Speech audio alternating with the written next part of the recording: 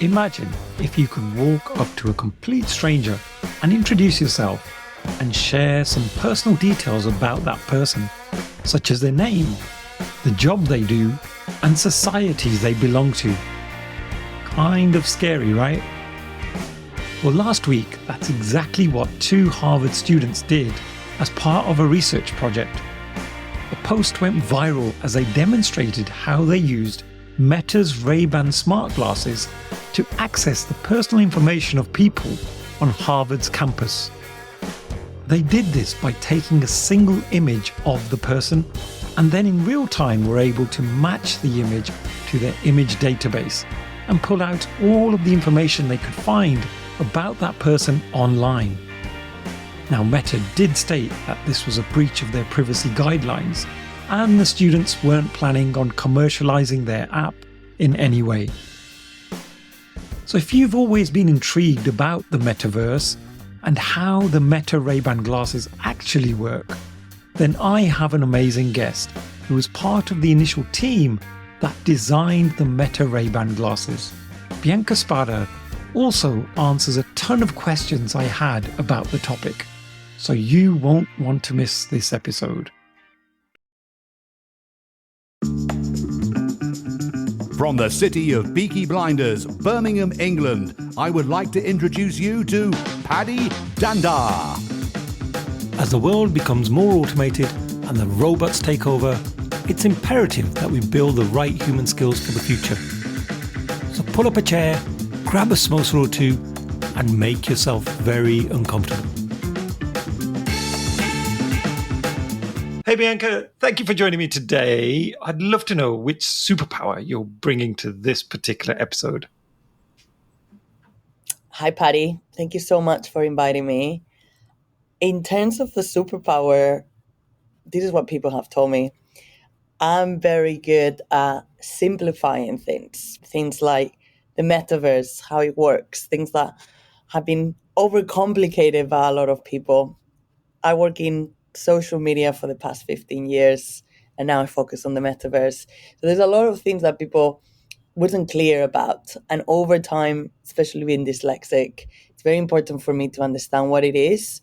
Once I understand it, I can also explain in simple terms to other people.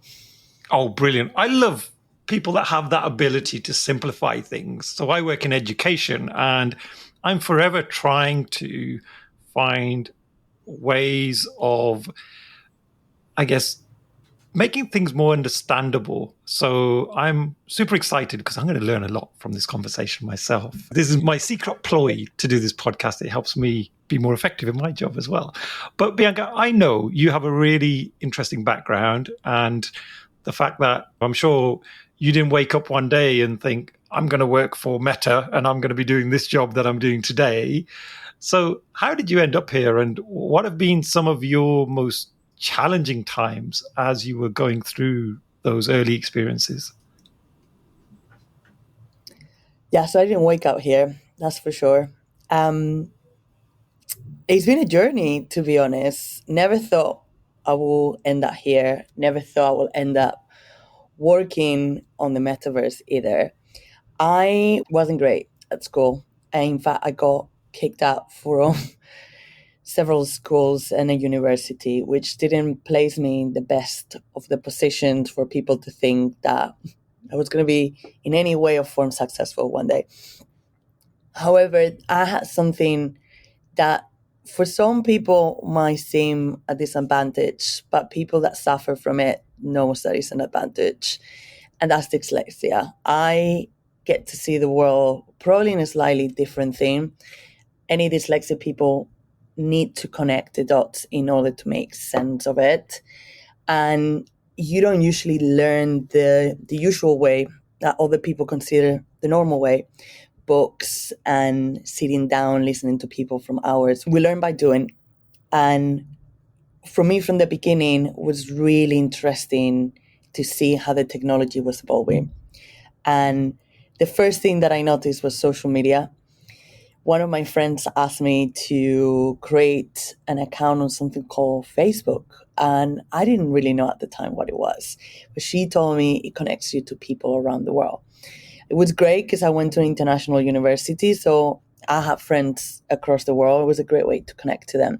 But then I noticed a lot of brands were also taking advantage of that. And I noticed how they were using it to increase their awareness, to make them look younger, more approachable. And that's what it fascinated me at first, being almost like a nerd person. So I started looking into it. I worked for a magazine, and it was a fashion magazine in London. I think everyone at 18 wants to be a fashion editor and do shows. But I focused more on the digital part. I noticed most of the traffic to the online website was coming from social channels.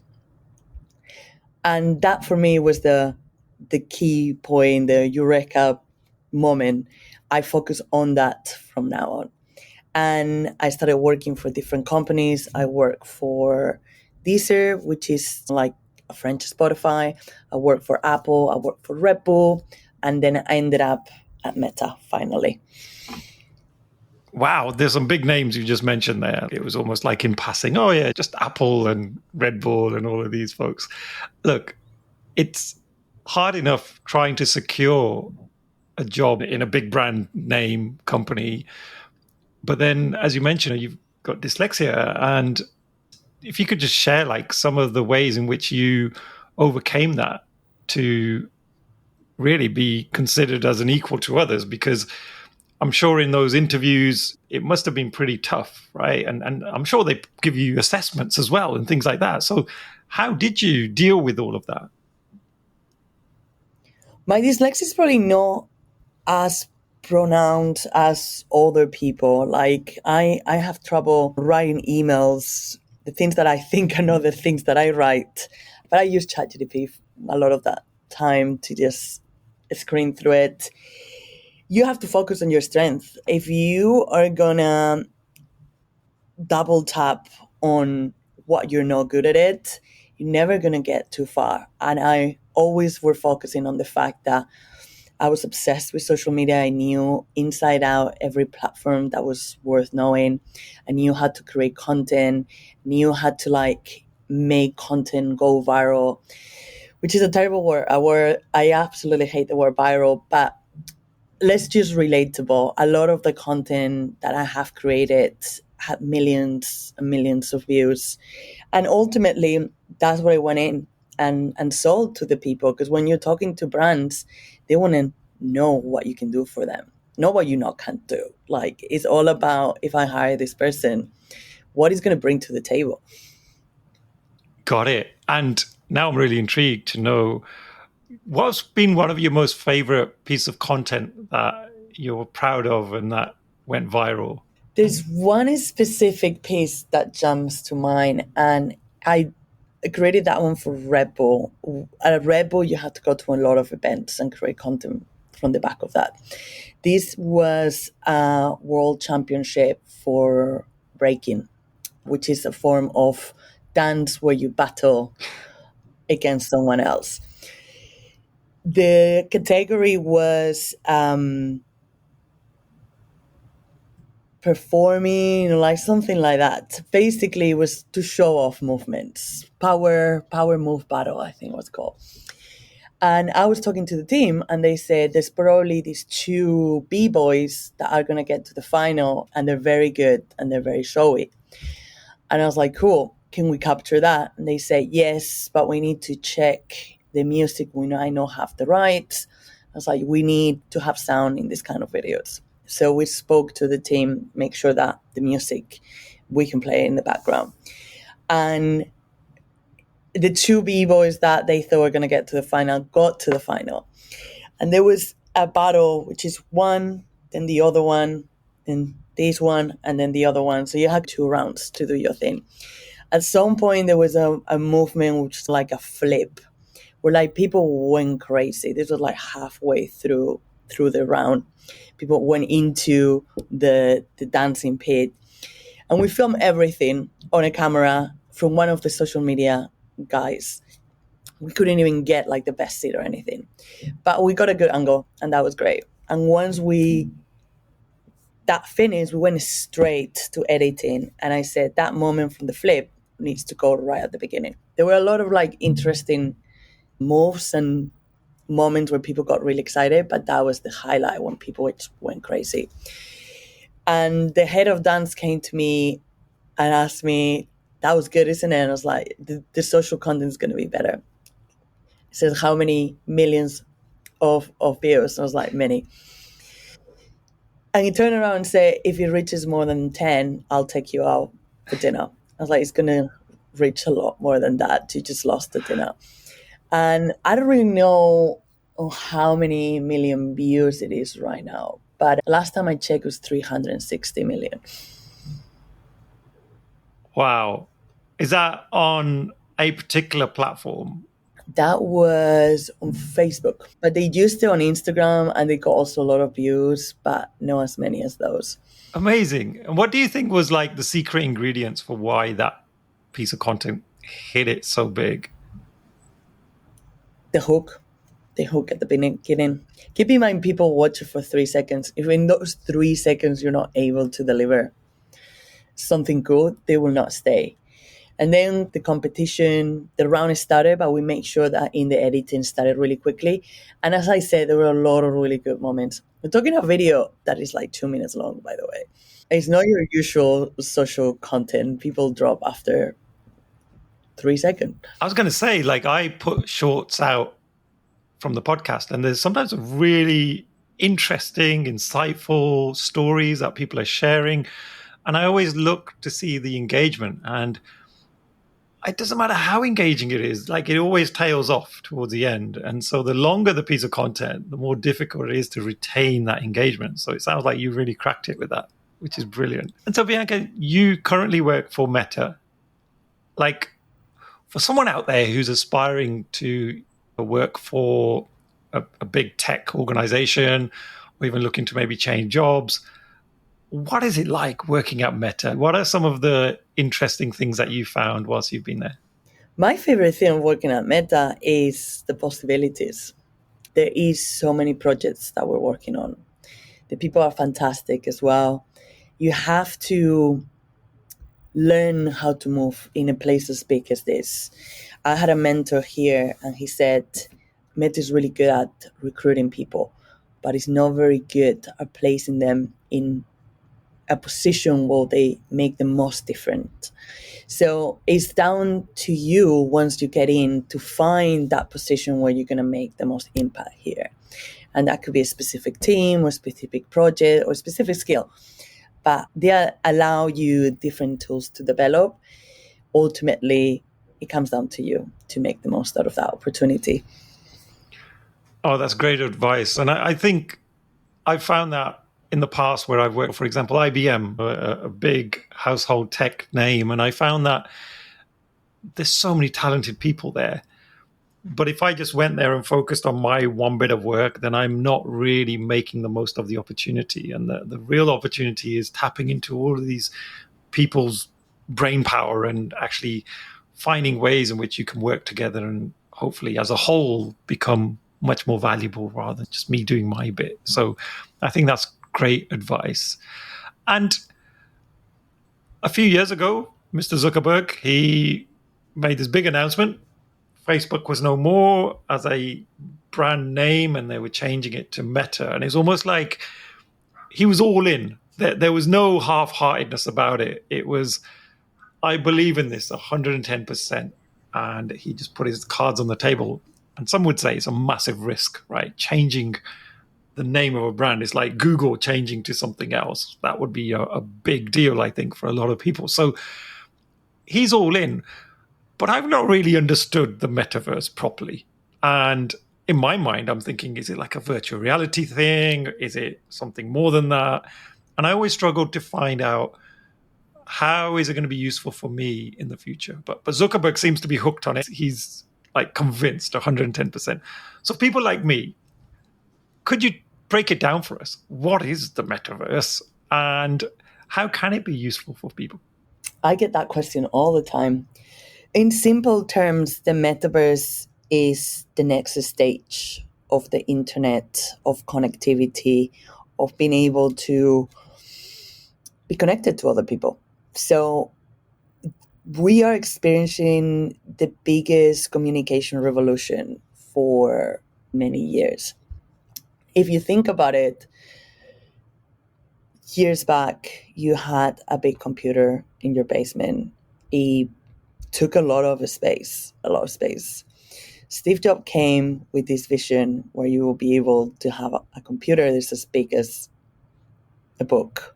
He was talking about a laptop. He was talking about an iPad. He was talking about an iPhone that you were able to put in your pocket. And that's great. That's a huge progress in terms of like size and portability. The next revolution is what if it's around you? Like you don't have to carry anything. So there's different realities that you can experience within the metaverse. You can do virtual reality, you can do mixed reality, you can do augmented reality. Virtual reality is probably the most immersive one, where you have the MetaQuest on you, and then you could be in space, you can be in the Caribbean, you can be playing golf with a friend in Tokyo, being in London. And that's great. I've done meetings with people that are thousands and thousands of kilometers away from me, and we're in a table and it looks that person is right next to me, and it's more productive. It's a lot more productive because up until very recently, you have experienced the internet in 2D through a screen. Right now, we're talking through video conference, and if I turn around, you're not there, you're just here. But imagine if you're immersed. That is what ultimately the metaverse wants to do, being able to have a more immersed experience. Mixed reality, you will be able to mix this and then maybe place several screens. So you carry your MetaQuest and you'll be able to work from anywhere. I've seen a lot of videos of people in Starbucks. And I think it's very interesting, but it tends to be overcomplicated, the metaverse. It's not going to take over what we do. Is meant to make your life a lot easier. So with the example of Ray-Ban Meta, which is the project that I'm working right now, these are glasses that have smart assistant integrated in them. And it can do things like translate things in real time. If I see a sign in French and I don't speak French, we'll be able to translate it immediately. We'll be able to summarize a text for me. We'll be able to look at a sign from parking and tell me if I'm in the right time to park my car there. For people that have disabilities, it will be able to tell you what's in front of you if you ask them to describe that. It will be able to take a picture without you using your hands. There's a really cool story about a man that had an accident and he's been chair-bound ever since. His dream was to be a photographer. He was never able to hold a camera. With the Ray-Ban Meta, because it has voice command, he was able to take pictures for the first time in his life, which is fantastic to see how this technology can help people with disabilities. It can help anyone, but it's really interesting to see how we're taking our products and improving the lives of people that have had traditionally a little bit more complications in order to enjoy these things. So from what you've just said there, it sounds like the metaverse can have different flavors. You mentioned virtual reality, augmented reality, mixed reality, which is one I wasn't quite sure of. Like, how does that differ from augmented reality? Because I've seen augmented. That's like I'm out and about, I see the real world, but then there's this sort of other layer of virtualness that comes on top of that. What's the difference between mixed and augmented? What you just described is mixed. If you're fully immersed, it's mixed. But if you take your phone and want to have bunny ears, that's augmented reality because you have it in a small space. Ah, okay. So those Snapchat filters. Through your phone. Yeah. Like filters is probably the most common form of augmented reality. Pokemon Go was also a really good example of augmented reality. Oh, nice. Yeah, my son's always on that. app. He's like, Dad, can we go to this place? Because I want to get a Pokemon from my game. And I'm like, we've all been there. and you mentioned you're working on a really exciting project, the Ray-Ban Meta project. Could you tell us how that came about and how you got involved in that? Yeah, well, as you mentioned, Mark is betting on the metaverse and any form of technology that is related to the next phase of the internet. And to be honest, smart glasses is something that wasn't new. Like Google tried to do it. Snap also has their own smart glasses, spectacles. What is different about this is the partnership. It's Ray-Ban and Meta. Ray-Ban brings style, a really iconic brand, the Yesefer, things that Meta probably wouldn't be so good at it. But what they are very good is technology. So for me, is one of the best partnerships I've seen. We come from very different places, and we have a lot of conversation how we can make this brand not feel too Meta, not feel too Ray-Ban. Someone that is unique and provides something very special. When I talk to the Ray-Ban team, I always try to everyone to understand there's no Ray-Ban Meta without Ray-Ban. There's no Ray-Ban Meta without Meta. We're in this together, and it's a very interesting way of working because it really puts us out of our comfort zone. I work in Meta Quest, I work in the rebrand of at Meta, and Meta has a certain way to do things. Every brand has a certain way to do things. But when you have such a powerful partner, you have to really think how we're going to do things where both of us are comfortable with the outcome. And that's what's so special about this, because the product is fantastic. We sold out across the world. It's extremely hard to get a pair of Ray-Ban Meta these days. And this is just the tip of the iceberg. There's so much more features coming that will be announced at Meta Connect on the 25th of September. And there's a lot more interesting things that you will be able to do with the glasses down the line.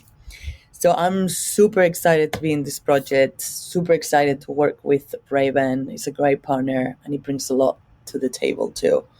And working with all the engineers around the world that put so much time, effort, and love on everything that goes into the glasses. From the camera to the sound when you're switching it on, there's tons of research done behind. Just to give us a sort of a flavor of the sheer scale of this project, like how many people are involved? And you mentioned over multiple countries, like how many different countries would be contributing to this? I wouldn't be able to tell you. Ray-Ban is based between the US and Italy. Most of the team is based in the US, but there's engineers across the world working on this because you need a lot of people. You need marketing, you need legal. Legal is a really big thing for us, especially with Meta AI and what it means from a legal POV, and how do you approach the different laws and legalities in every country, because you're accessing real-time information and providing it to someone. You're describing with the glasses what is in front of you. And that's fine when you have a tomato on the table. But what if you're talking about a very political landmark? The Berlin Wall, it could be described in many different ways depending on what part of history site you're looking at.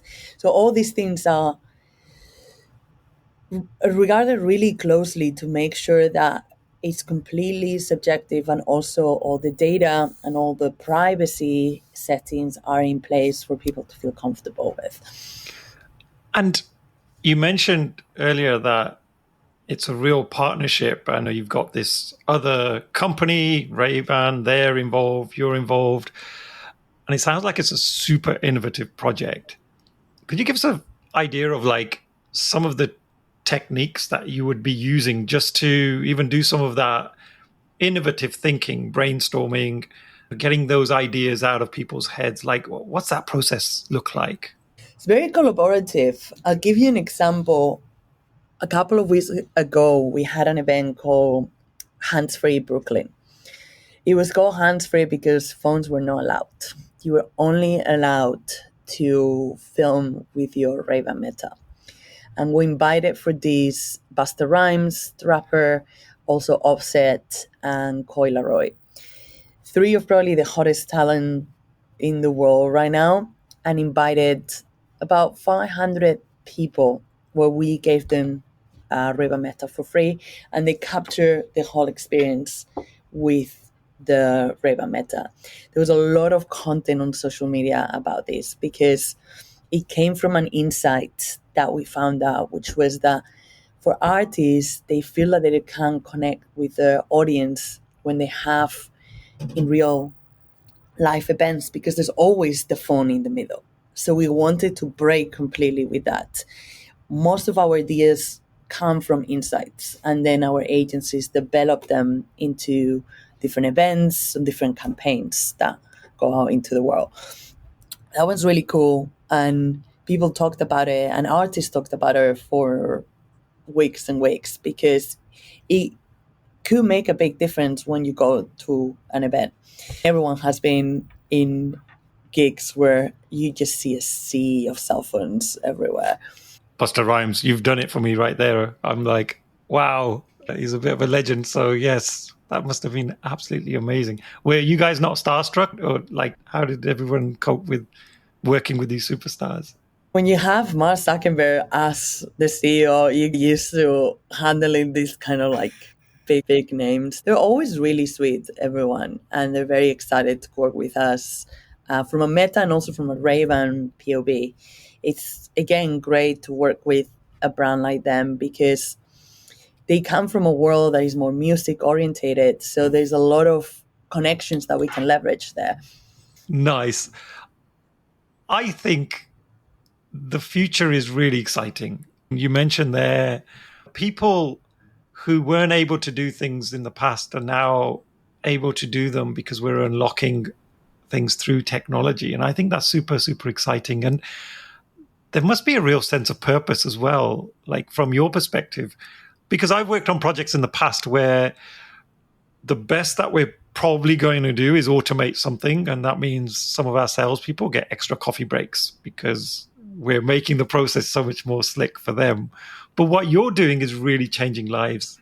Tell me about that side of it for you. Like, how fulfilling is that? And is that something you look for when you're looking to do a project?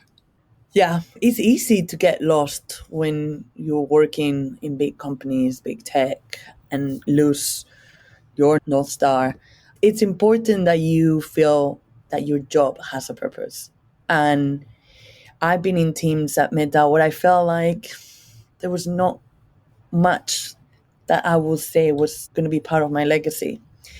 But with this project in particular, and the metaverse in general, you can see the impact on people's life. And that makes the whole thing more fulfilling in every shape or form, especially when you hear stories firsthand of people. They could be big moments like this man that was able to take a picture, and they could be small things like we had a product called Portal, which is not available anymore, but people were able to talk with their families on other countries during COVID. And that was already enough to make a difference.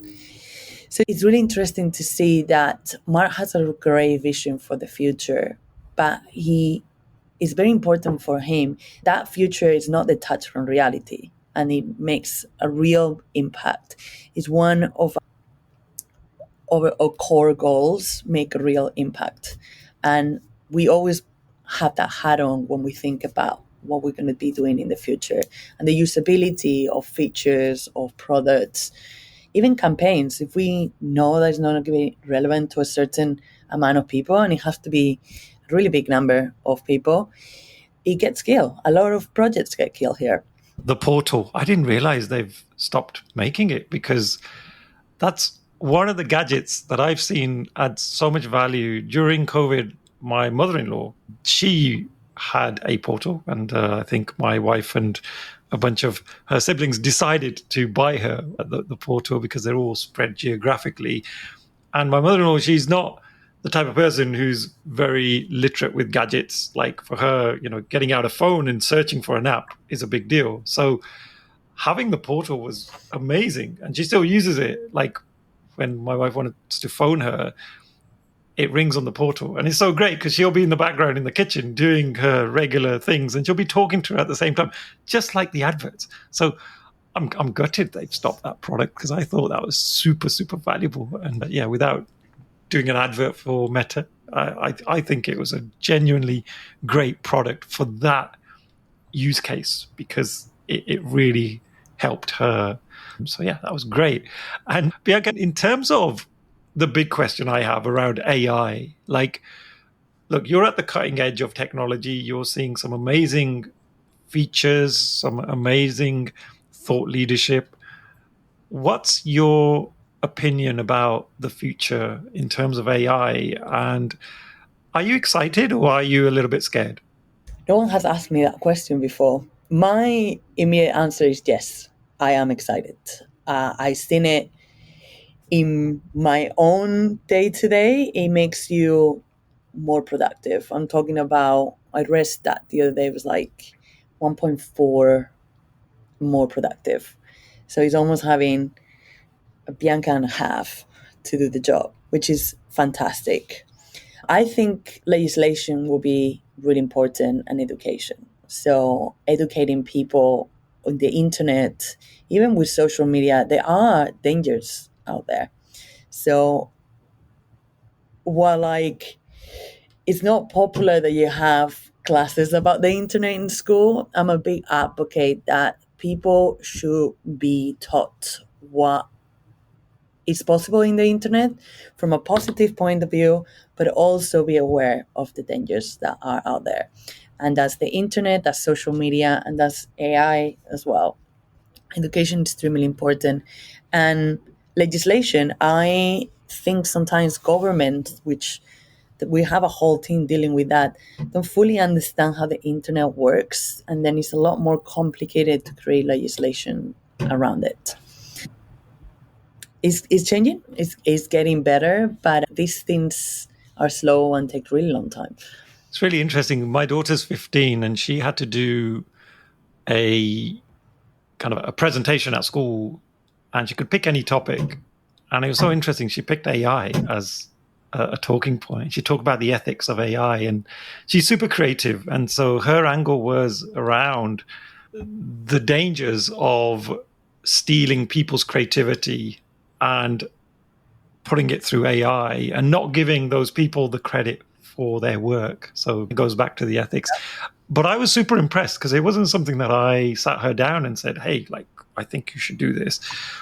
It was something that she's obviously been thinking about. And I just think this next generation have got so many of these dilemmas that they've got to work through. And it's going to be really interesting, like, where we end up with a lot of this stuff. You mentioned about the Ray-Ban kind of Meta glasses, the fact that you've got cameras, you're walking around with little lenses in your glasses. And so the ethics around that must be incredible. You mentioned legal is a big part of the thinking for that product.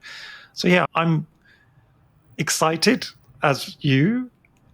I'm just afraid that we're going to miss something, and it's going to be a rocky ride ahead, which is a bit that scares me a little bit. But I'm sure we'll get there. Yeah. So hopefully. We've been doing that all around history. There's always one big mistake that puts things into perspective. I think for the internet, for social media, it was Cambridge Analytica for sure. And there was a lot of learnings that came from it. And in terms of then the future of Meta and even the Ray-Ban Meta glasses, obviously you can't give away any trade secrets, but like in terms of what you're seeing for the future, just give me an idea of how revolutionary you think this is going to be, because still for the mainstream, I don't think we've quite figured out just what this thing is. And you mentioned it's really hard to get the product right now because it's all sold out. So you've got those early adopters really soaking it up. But for other people like me, who's a bit of a laggard, right? I'm usually one of the last people to jump on the train with things. Like, how could you convince me? Or if I asked you to sell it to me, what is the thing about this product that I should really care about? It makes your life a lot easier. That's what I would say. When I go out with my Raven Meta, I get my phone calls in my ear. I can talk to my mom, I can talk to anyone that calls me, but I still hear what's happening around me. So that for me gives me a sense of security, because when you have headphones, you are isolated from the world. Got to a point I couldn't even like ride my bike if I was wearing headphones. It's too dangerous. You can listen to music again, hear what's around you. You can send messages on the go. You can call someone and video call someone and show what you're doing from your point of view. So I was in New York. I called my mom, and I basically took her around because she came with me about a year ago to the city, and I was walking to the office and I was pointing. People probably thought I was crazy because you're just talking like this normally and I pointing, and most people don't know you're wearing smart glasses. It's great to identify things. I was strawberry picking yesterday and I could say, what is this bush? And it will tell me these are strawberries, or these are blueberries, or these are blackberries. So there's few things that are just really easy, like you can take pictures when your hands are busy, or videos. And is it revolutionary? Can you live without them at this point? You can live with anything. Like, you don't need a laptop, you don't need a phone. As long as you have a roof over your head, it's fine. But is it nice to be able to do several things at the same time, be able to do very basic functions in a very smooth way? 100%. And every time that I talk to someone that used them for even few hours, few days, this is what they come back with. It's like, it's so much easier. I don't have to pull my phone. I can be in the moment, ultimately. I love that because as a child, when I first had my glasses, it was a bit of a stigma, and people were like, oh, four eyes, and all of those mean words that people used to use. And for years, I was like, oh, I wish I didn't have to wear glasses. Now I couldn't do without them. Like someone said to me a while back, they went, oh, would you ever get laser treatment done on your eyes? I was like, no, not just because I'd freak out, but I think like it's become part of my brand. Like when I'm on my profile pictures, I've got this funny pose that I do by glasses, and without that, I'd feel a bit naked. And so it's super cool that we're actually embracing these different accessories that we've been wearing for years, and now we're able to integrate technology into them. I'm pretty sure people that don't wear glasses will be like, oh, I want to now because I can do some really awesome stuff. And yeah, I'm super excited as well. And I will be checking out some of those features as well. And you mentioned you've got this next version coming along in September. So I'll be keenly listening in to that. What does the future hold for you? Like, where do you go from here? Do you have exciting projects that you're thinking about working on? What's going on in terms of your future? My future is, I guess, the metaverse. I'm on this journey now, and I can't get off. But I really like it. I think it's definitely the future. I think people will fully understand it more and more, especially those bits that make more sense for people. They were big, like things related to the metaverse, like cryptocurrency, like NFTs, which now people talk a bit less about them. It's going to be really interesting in the future to see what of those things are actually going to stick. And it's going to come down ultimately to what the mass majority embrace. And in order to embrace it, you have to understand it first. So my job will continue being creating content and working with creators for people to understand a little bit better every day with these technologies, and then shaping them depending on what we are seeing from the people how they're using it, how they're not using it, what is useful and what is not useful. Oh, that's amazing. And I love the fact that you're really getting close to your users and understanding how they're using the technology. You mentioned you're bringing in like those famous influencers and you want to see things from their perspective. I think that's great to get really close to your users because that really helps. And you talked there about crypto. And I recently just finished listening to the last episode of the Crypto Queen podcast. I don't know if you've come across that. Oh, And it's been mind-blowing just hearing that whole story about Dr. Ruja and just the way in which people play on your kind of needs and wants as an individual and the way that they con people out of lots of money by launching this new cryptocurrency, which wasn't actually a cryptocurrency. And they're still doing it. And it's just incredible how you can use and abuse technology for personal gain in that way. I think what you're doing, though, is really life-changing. And I love the fact that you're in a space that you're able to have that impact on society. So that's phenomenal. So Bianca, I know we're running fast out of time. If people want to get in touch with you and know more, how can they do that? And yeah, just any last words from you. Yeah, I'm Bianca Spada on LinkedIn and then at Miss_Spada on Instagram and X. And last few words, I will encourage everyone to continue trying to understand the metaverse and seeing what they can do for them, because not even just meta technologies, but ChatGPT, that's fantastic technology. And there's some fantastic companies out there really pushing the boundaries of what is possible today in order to make people's life easier and better in the near future. So I am really excited for the future. I'm very excited about AI, and I can't really wait to see what's next. Oh, brilliant. And I couldn't finish this show without thanking my good friend, Vera Mehet, who was the one who put us in touch. So thank you so much, Vera. I really do appreciate the connection. And I'm so glad we made this episode happen. So a big thank you to her as well. Hey. And thank you, Paddy, for inviting me here.